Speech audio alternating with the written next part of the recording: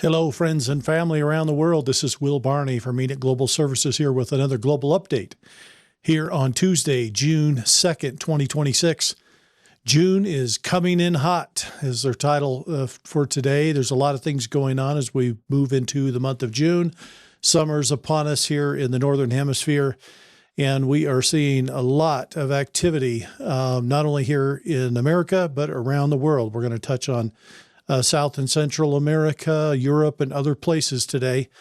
And of course, not to forget the Middle East, which has been hot and heavy with activity for a few months now. So we have a lot to discuss, and we're going to jump right into all of these cool things that we have to share. And we'll get started with financial news, first of all. Here in America, there's been an issue of trying to get the Clarity Act passed. The Clarity Act is a piece of legislation that puts a regulatory lawful framework around blockchain. And it's been sitting in the Senate. It did clear the House of Representatives last July. It's now sitting in the Senate. It's been marked up. There's been a lot of discussion back and forth. They're still discussing it. We hope to see this pass soon, before the 4th of July. I think Trump wants it done before then. We'll see how this transpires, but it looks as if there's some good news that they're going to keep this work moving forward. Update, the U.S. Senate is likely to resume debate on the Clarity Act this week as lawmakers return from the Memorial Day break.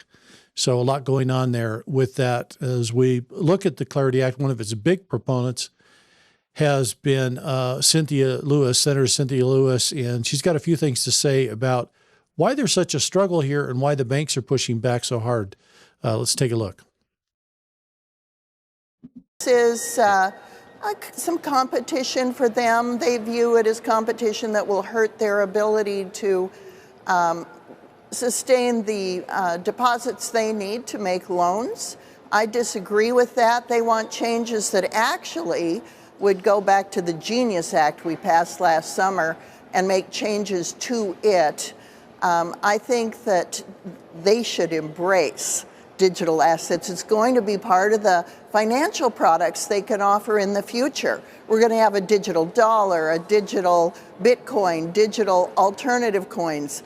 It's going to be a new financial landscape, and I'd like to see the traditional banking industry embrace it instead of fight it. I agree. Let's embrace this, but we've got some issues and some pushback that's been going on from various members within the banking community.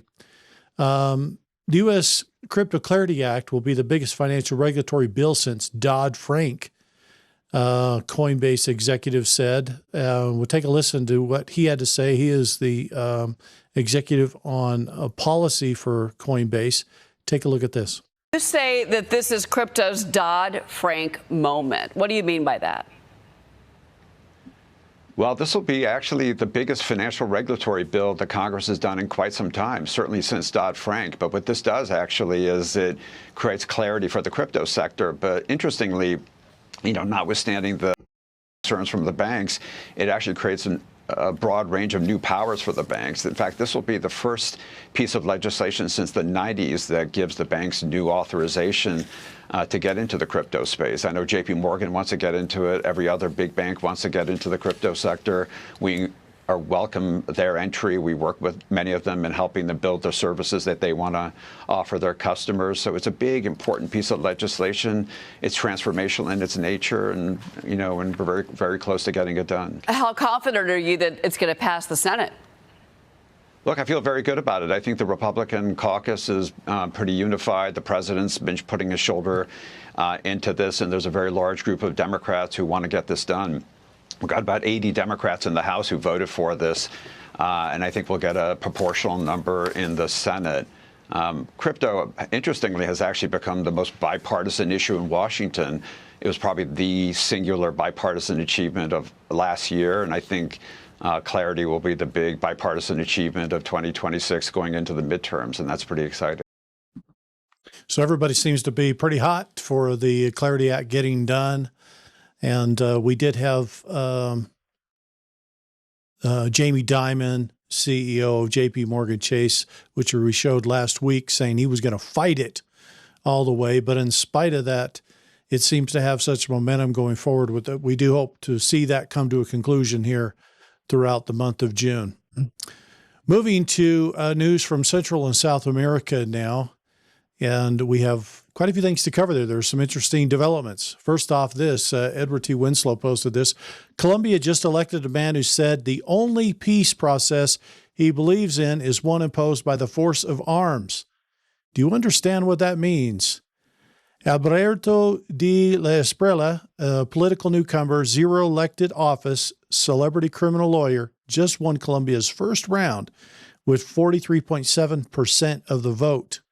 He was trailing in the polls, but he outperformed every establishment right candidate, and he did it anyway. His platform, 10 mega prisons in the jungle, military offenses, U.S.-backed strikes on cartels, and end all peace negotiations with armed groups. This sounds a lot like Donald Trump, doesn't it? Very fascinating. Let's take a listen to what they're saying here.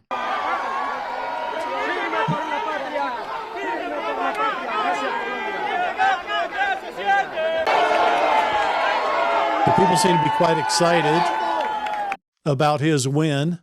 Here he is standing there with his family afterwards, quite excited to move forward.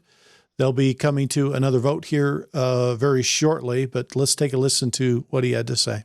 Compatriotas, defensores de la patria, más de 10 millones de colombianos confiaron en el tigre, se unieron a la manada. Vamos a segunda vuelta para derrotar la tiranía, el absolutismo. En 21 días vamos a cambiar la historia de Colombia para siempre. Por lo pronto, vamos a celebrar esta victoria de los que nunca hemos vivido de la teta del Estado, de los que nunca hemos hecho politiquería, contra los de siempre, contra los que siempre han hecho politiquería, han vivido de la teta del Estado y hacen parte del establecimiento y el mismo régimen de Gustavo Petro. Así que los espero en una hora, a las 6:30 de la tarde, en el Cubo, en el Malecón del Río en Barranquilla, para dirigirme a Colombia y contarles cómo es que vamos a enfrentar esta segunda vuelta que va a cambiar para siempre la historia de Colombia. Gracias a Dios, gracias al fervor del pueblo colombiano, y nosotros hoy más que nunca estamos firmes por la patria. So a lot of good things going on there. In Colombia, it's interesting. This guy seems to be along the same lines of our El Salvador president, who has done incredible things for stopping crime in his country and restoring law and order. It looks like the same could be coming for Colombia if this trend continues. Milei out of Argentina had this to say: it's not the state that creates wealth, but the market. When you get the parasitic state out of the way, wealth creators lift the people out of poverty. Let's take a listen to what Milei had to say. I thought it was good news as he has racked up some incredible numbers in Argentina, massively turning that country around in a very short period of time. Did we lift so many people out of poverty? Because by making the fiscal adjustment, we returned 15 points of GDP to good Argentines. And not only that, we also lowered the tax burden by 2.7 points of GDP. That is to say, we returned $100 billion to the good Argentines. Having pushed the filthy parasite of the state out of the way, the private sector proved it can generate wealth. It's not a present state that generates wealth, it's a present market. That is, you, the wealth creators, are the ones who lift people out of poverty. So it's the people that get the job done as long as the state gets out of the way. Sounds a lot like what we're seeing here in America under the Donald Trump administration. Very fascinating. One more piece of news out of Argentina. They've had some incredible success with stopping crime. And the Minister of National Security, Ale Montelovia, announces that the Argentina is the least violent country in the region with the lowest homicide rate and the only country with the A rating in transparency and quality of criminal logistics. Let's listen to what she had to say here. Nosotros tenemos compromisos nacionales e internacionales para la publicación de datos y hemos recibido la letra A. Hoy mostrábamos la letra A, que es certificación de calidad alta en transparencia y en calidad de los datos. Eso es muy importante. Somos el único país de la región que tiene letra A en estadística criminal y ese es el resultado de mucho trabajo. Entonces, yo sé que quizás no era el mejor día para hablar de estadísticas criminales, yo lo sé, pero también tenemos que mostrar estos datos que son significativos. Los homicidios dolosos vienen bajando, Eduardo.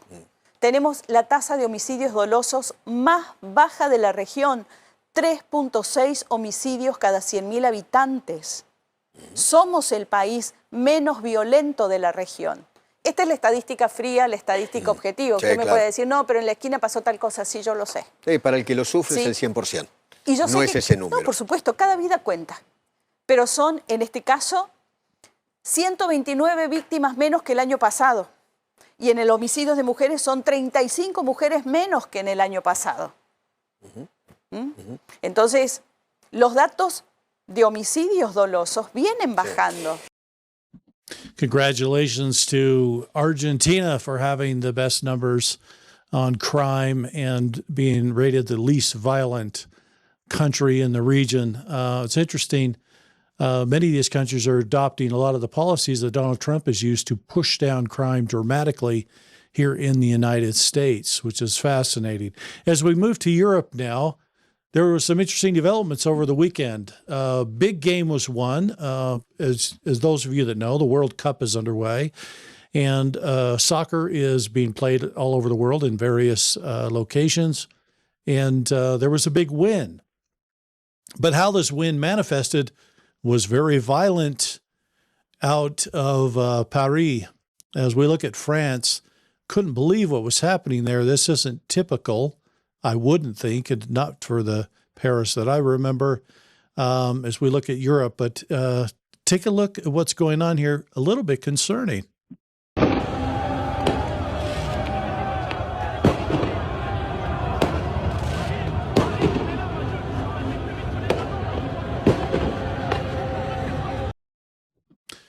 A lot of fires were blazing there. As we take a look at that, take a look at this little post here. This is by Tommy Robinson. 1 dead, 219 injured as invaders rioted and looted across France last night. 57 police officers were among the injured. 8 people are fighting for their lives in intensive care, including a teenager stabbed at the Champs-Élysées. With the World Cup about to begin. This was before the game started. The game is won, and it got even crazier afterwards. If you can imagine that. Alex Armstrong reported on this and contrasted what's going on here in Paris to what we saw earlier when we had wins occur in Poland. Take a look at this. I think this is worth watching. Paris is burning.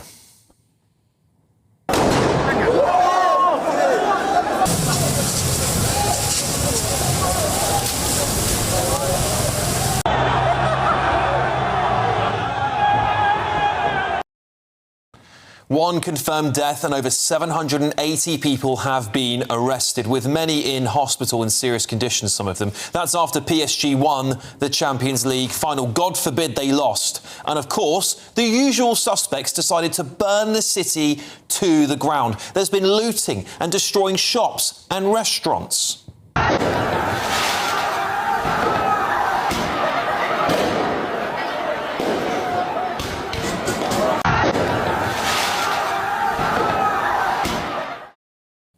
Cars have been burnt into the ground.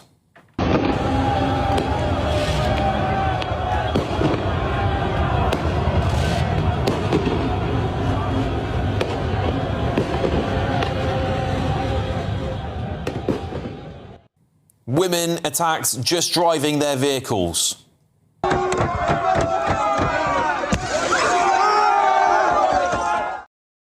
It's disgraceful, isn't it? And you wouldn't see this on Netflix's Emily in Paris, would you? Destroying local businesses, people's livelihoods, animals, wreckaging a beautiful city. And just for contrast, because we do need a bit of contrast here to show how bad and good can be done, here's how the Polish people have celebrated in Krakow when their team won last week.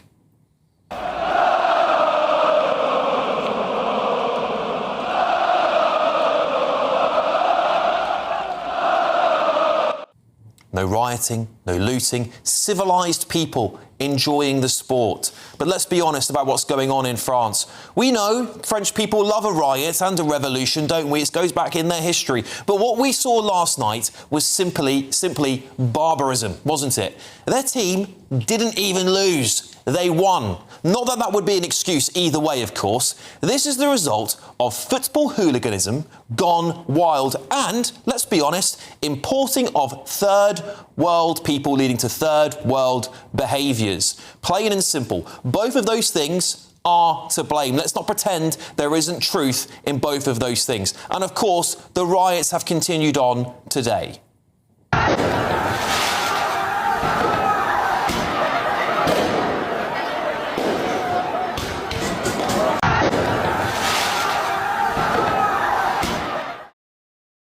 Yeah, well, Ernest Hemingway once said this: there are only two places in the world we can live happy, at home and in Paris. And I truly doubt he'd be saying that today, would he? Incredible what we're seeing take place there. A lot of talk about, and Donald Trump mentioned this numerous times, but many have talked about it since, that unfettered, unregulated immigration into Europe is destroying its culture. Here we are now seeing this on full display as unregulated and open border policies are creating mass chaos. In the UK, we had this happen. Benny Johnson reported it. Thousands are flooding the streets in England, chanting Henry Nowak's last words, "I can't breathe."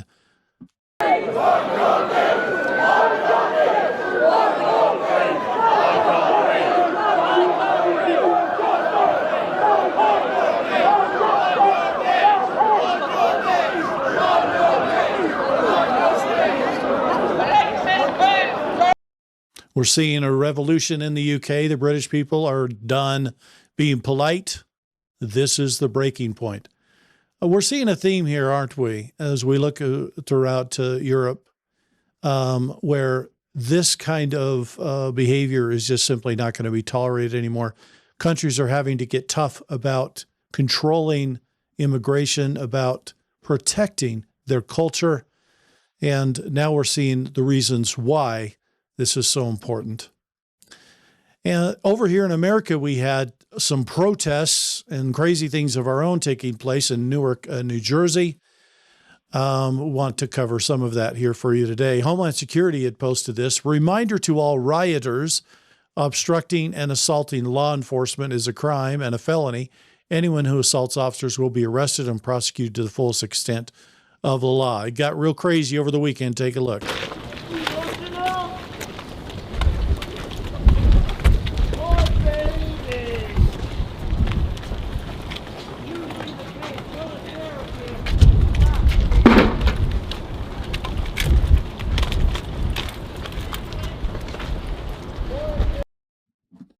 The amazing thing is that we've had a lot of issues going on with a group called Antifa for quite some time now in the United States. It looks like many of them are funded. We're going to hear from some of the leaders here who say they have found evidence, actually, of this. Anti-ICE riders now fully kettled between two walls of concrete and two walls of police here in Newark. A mass arrest bus has just rolled up and is prepared to start taking riders into custody, which they did, quite a few of them, actually. So I asked the cop if anyone there could be with the protesters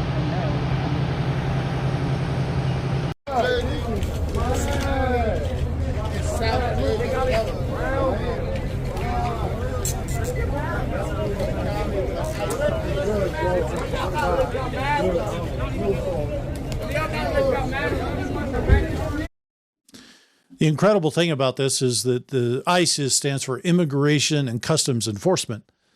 These are the law enforcement that take care of those who are in the country illegally, maybe have come into the border without going through the process of the border ports of call, showing who they are, getting a proper visa, etc.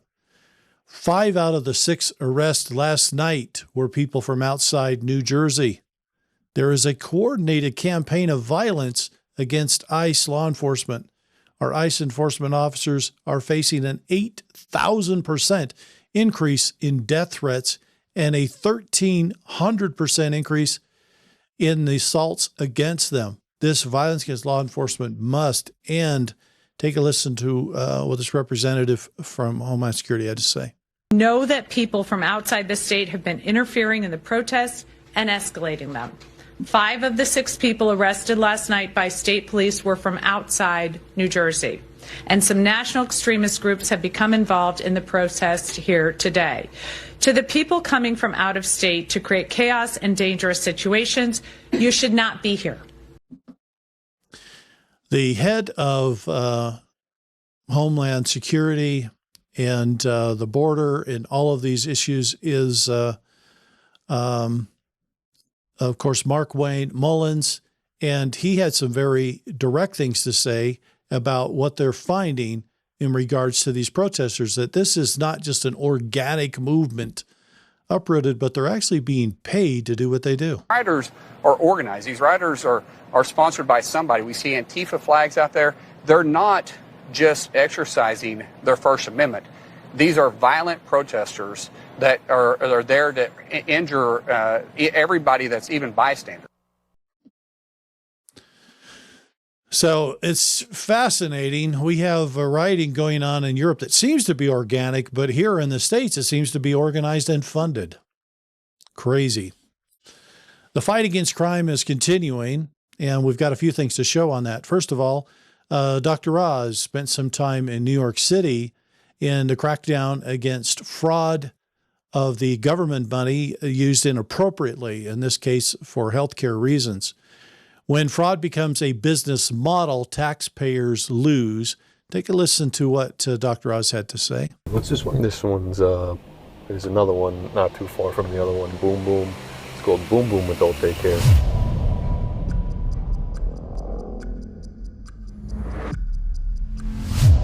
So we're in Flushing, Queens. We've been looking at, in this fairly small neighborhood, fairly insular neighborhood, there's a ton of these adult daycare centers. Within a block of this New York City police precinct, there's hundreds of millions of dollars of illegal profits being made with social adult daycare centers. And what I've noticed in this neighborhood just driving around is how many health facilities are here. So this is a classic street corner in Flushing, Queens. I look up there, I see a radiology suite, I see medical malpractice. Go across the street before the ambulance gets here, and I see an ophthalmology setup, an orthopedic setup. I've got an insurance company that's supposed to be regulating these things over here. That little blue awning over there.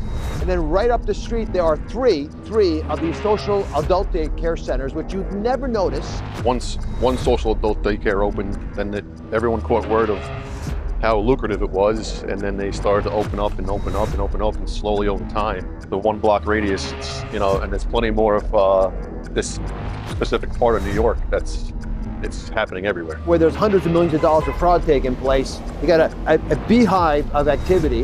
What are we going to do about it? How do we stop these folks from defrauding America? You could shut the whole thing down, or we could kind of think of some regulations to help and maybe help control it and rein it in a little bit. But a big resolution would be to probably shut it down completely.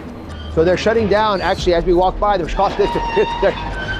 is the business. Oh, yeah, it looks like they're closing for the day. Let's just look under here. It looks like a normal store. I mean, not sure if they're nervous or it's bad luck. It must be convenience of time. The #1 job now in New York State is a personal care assistant, a home health aide to help you in your home when you don't need it. But these guys, fraudsters as they are, can build up this business so rapidly no one can keep up with them. And because New York State carved it out as a special insurance for it, even those guys don't seem to be watching what's happening. And so no one's watching anybody, and they're all got their hands in the till. Well, we're onto this game, and we're coming for it. This has got to stop. Thank you, Dr. Oz, for the work you're doing to root out fraud in the medical healthcare system in America and to hundreds of millions in fraud. This isn't small. This is massive, unbelievable. FBI Director Kash Patel posted this. President Trump's law enforcement team is wiping out criminal networks in America at levels never seen before. Posted this great little 1-minute video. Let's take a look. Amazing numbers they're racking up. There's a war being fought for our neighborhoods, and the FBI is leading the charge. By backing local cops and launching massive joint task forces, they're leading an all-out assault on the thugs tearing our communities apart. Working hand in hand, they've hunted down and locked up more than 45,000 violent criminals. Because of that relentless push, violent crime arrests are up 185%, and the national murder rate just hit its lowest level since 1937. Take a second and let that sink in. 1937. It means your risk of being a victim's dropped at the fastest rate in modern history. Violent crime plunged 10% nationwide, and the FBI didn't stop there. They went straight after the syndicates, completely wiping 2,450 street gangs off the map. That 322% increase choked off their ability to terrorize your communities, so you and your family could walk the streets in peace. And the poison flooding our streets? 2,600 kilograms of deadly fentanyl were seized. A 56% increase, wiping more than 1 billion lethal doses completely off our streets. So many lives saved. We're trouncing the Biden administration's best years. People can argue all they want, but the numbers don't lie. With the FBI leading the charge, our streets are being reclaimed and our families are finally protected.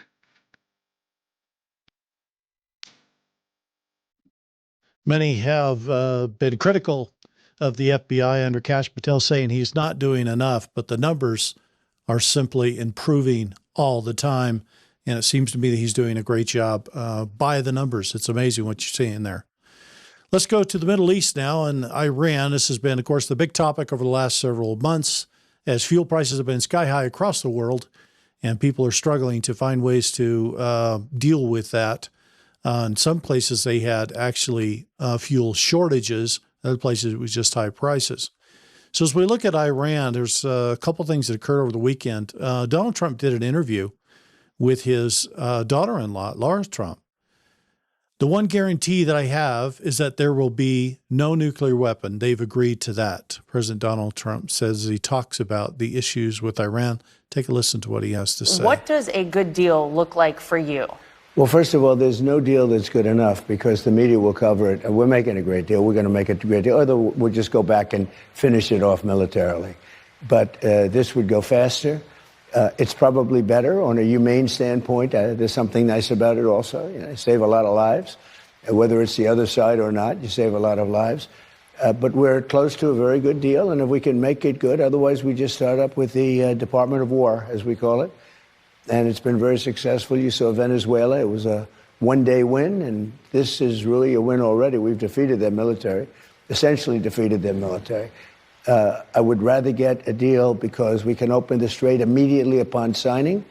The one guarantee that I have to have is that there will be no nuclear weapons. They've agreed to that. And it was very interesting. They originally said, we will not develop a nuclear weapon. I said, well, what happens if you buy a nuclear weapon? So now it says we will not develop or in any way purchase a military weapon. That's a big difference. So we're getting what we want slowly. Very tough negotiators. It takes a long time.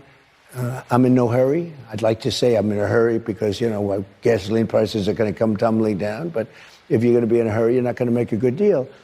And slowly but surely, we're getting, I think, what we want. And if we don't get what we want, we're going to end it a different way. We've seen a drop in oil prices here in America as oil prices dropped to $90 now, coming off of a high of 110. A significant drop, which is bringing fuel prices down here. Donald Trump saying he's not in any hurry. He wants the right deal. The time seems to be on Trump's side and certainly not the Iranians. Every day that goes by is another day they can't pay their people. They can't pay their fire, their police, their emergency services. They don't have the money to cover their payrolls. It's problematic. I think Iran's going to come forward. Now, over the weekend, we had a little bit of tit for tat. I think Trump calls it little love taps or whatever, where we have taken out a few smaller targets in Iran. I think this is about keeping pressure on, is what it looks like, that Donald Trump is keeping pressure on Iran to get to the right deal and to get something negotiated. And he's reminding them that we still have the ability to do more. So we'll have to see how this plays out. Eric Daugherty said, boom, U.S. carries out more self-defense strikes, and Iran is livid. They have reportedly frozen peace talks with President Trump, who indicated he was making great progress. He reportedly made more America First demands. Trump met in the Situation Room with his cabinet on 2 different occasions towards the end of this last week and early this week, but has not come back with a final decision, but did come back with additional things he wanted from Iran. So negotiation is still underway. Take a look. Meanwhile, says U.S. forces have carried out a 4th round of self-defensive strikes on Iranian targets. This follows the Iranian Revolutionary Guard downing an American drone over the weekend. Overnight, the president posted this: Iran really wants to make a deal, and it would be a good one for the USA. Just sit back and relax. It will all work out well in the end. It always does. He's also reportedly sent that radical Islamic regime some proposed changes to the latest peace deal. It offers tougher language on Iran's nuclear commitments, and it pledges to reopen the Strait of Hormuz. A former deputy national security advisor is backing the president's approach. The Iranian regime, the remedy. So there's a lot going on here regards to Iran, but it looks as if Trump is still holding all the cards, the Trump card, if you will. Meanwhile, the White House posted this yesterday. To those negatively chirping quiet, it will all work out well in the end. It always does.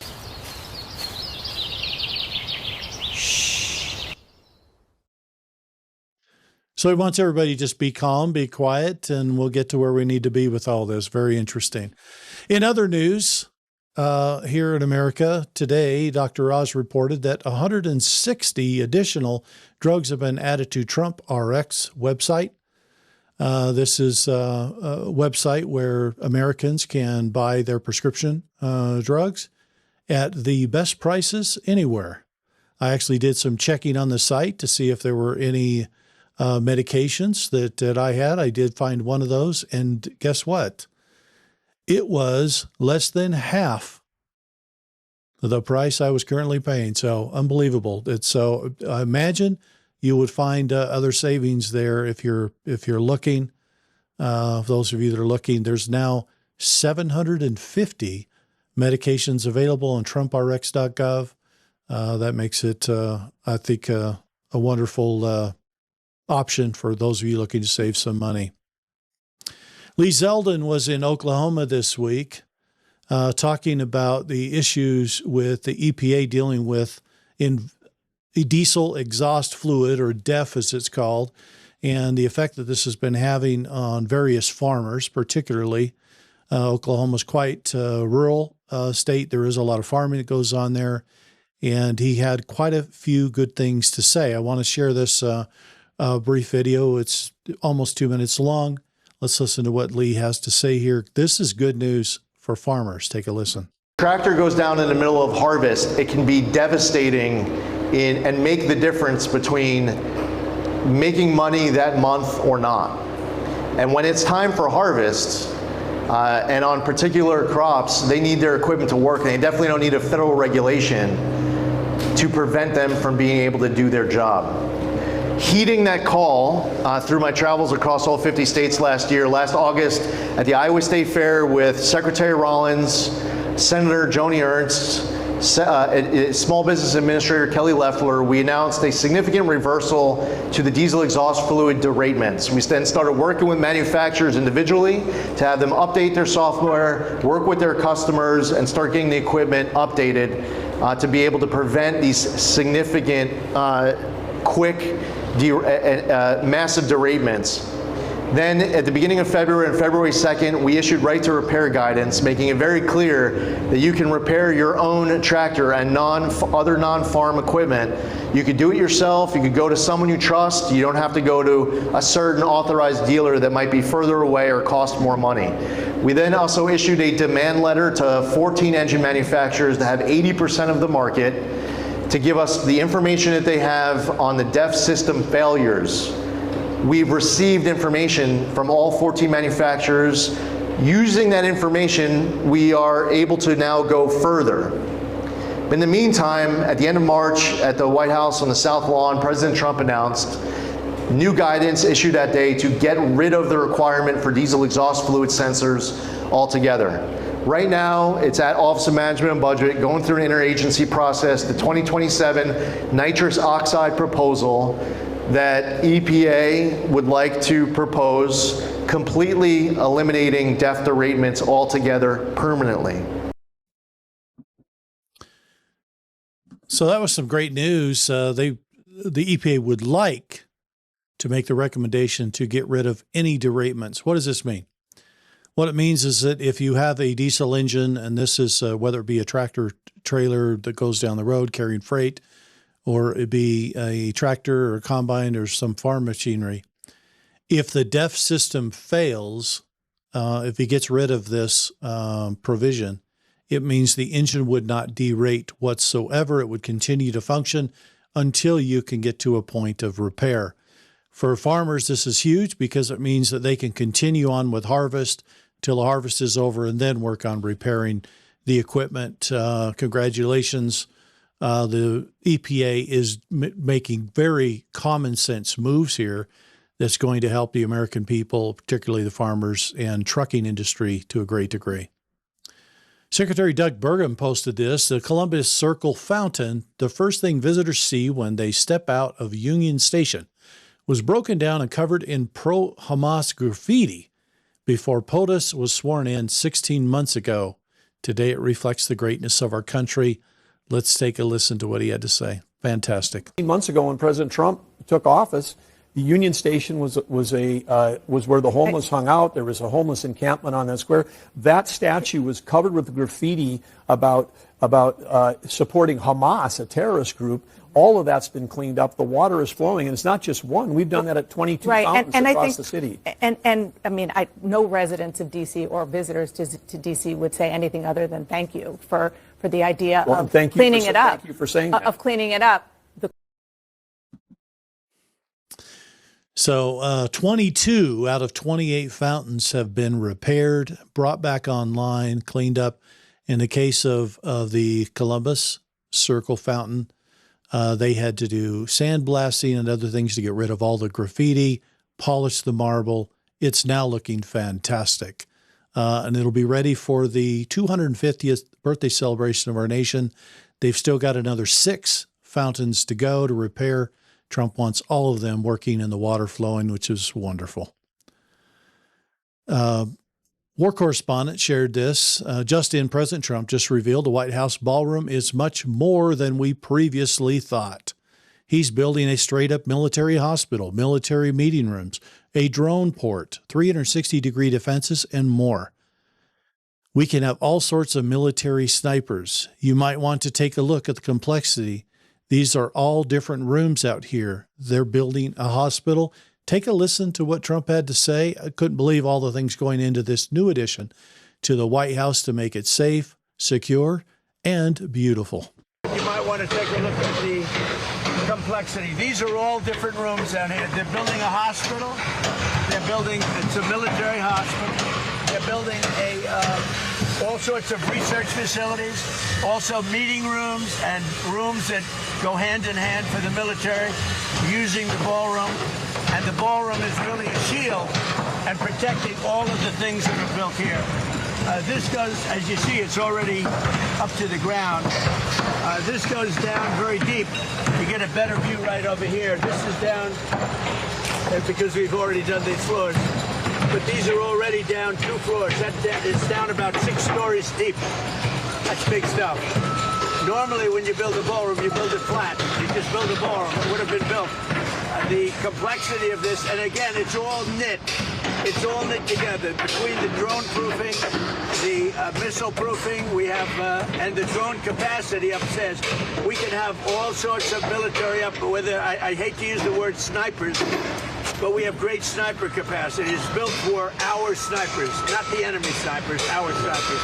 And because of the height, we get a very clear view of everything all over Washington. Yeah. Mr. President, you mentioned that.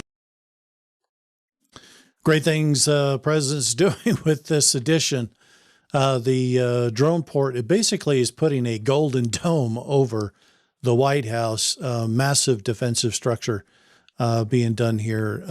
The drone port allows them to launch defensive drones instantly from the roof of the new addition against any attack coming at the White House.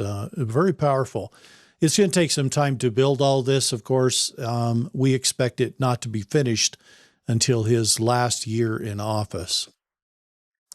Rapid Response 47 posted this.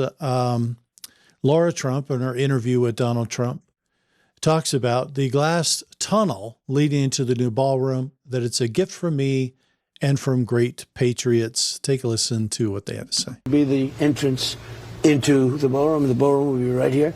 This is a beautiful glass tunnel. Beautiful tunnel that goes right into the ballroom. Ballroom's right there. Pretty good, right? You've had so much fun, I feel like, designing this. Well, I did. It's going to be one of the greatest. I would say it will be the greatest facility of its kind ever built, by far. There'll never be anything like it. And we're ahead of schedule. We're right on budget. That's par for course. And it's a gift from me and from great patriots that, it's going to cost the country nothing. But you still had Democrats and people try to stop you with legal challenges, and it's like, well, they want to stop crazy. Only because it's me. If anybody else were doing it, they'd say, but they want to stop. But no, the ballroom is a gift to America from me and from Apple and from lots of great people and companies. And $400 million. It was going to be $2 million, and we doubled it up because they needed more space. The military's involved. The Secret Service is involved. It's a very secure, most secure facility ever built. And obviously, with the way the world is now, that's very important. When you have President Xi, you have the King and Queen of England. We had the King and Queen in this room. Yeah, right here. But we could hold 107 people. And we would have had 2,000 people. We're going to have one that nobody will have anything like what we have. So, but you come in, and you have the entire White House main floor, cocktails, everything. And then they go into the door, and they go into the dinner. They have dinner. So incredible what's being built in this new addition onto the White House. As we close out here, I want to close out with a couple of things. First off, the White House posted this, as you can see, on the 31st of May. That was on Sunday. Never forget, Democrats are the party that refused to stand for protecting and putting American citizens first. We're going to watch this, and then we'll close out our final slide with a meme from Donald Trump, and we'll explain about it in just a moment. Let's take a look. If you agree with this statement, then stand up and show your support. The first duty of the American government is to protect American citizens, not illegal aliens.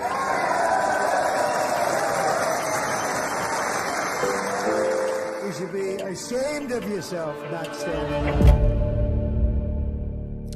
So all the Democrats sat down during that moment in the State of the Union speech here earlier this year in the spring, and showed the whole country that they did not agree that the first priority was to protect the American citizens. Amazing.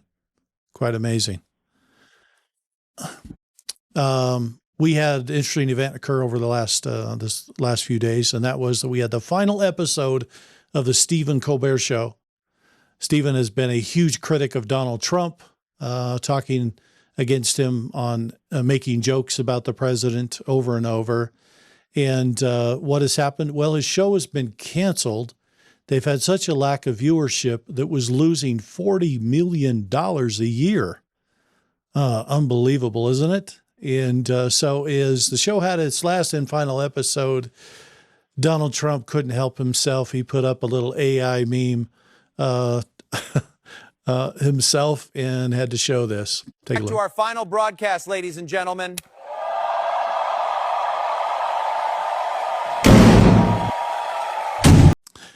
Thank you for a little bit of fun there, Donald Trump, as we conclude our show today.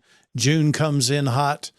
So much going on around the world. We couldn't even touch on all of it. There's a lot still happening in Asia, in parts of Southern Asia, Australia, New Zealand, other areas. We'll try to touch on some of those in the coming days as we look at these various events, how it's affecting the whole world and what's occurring.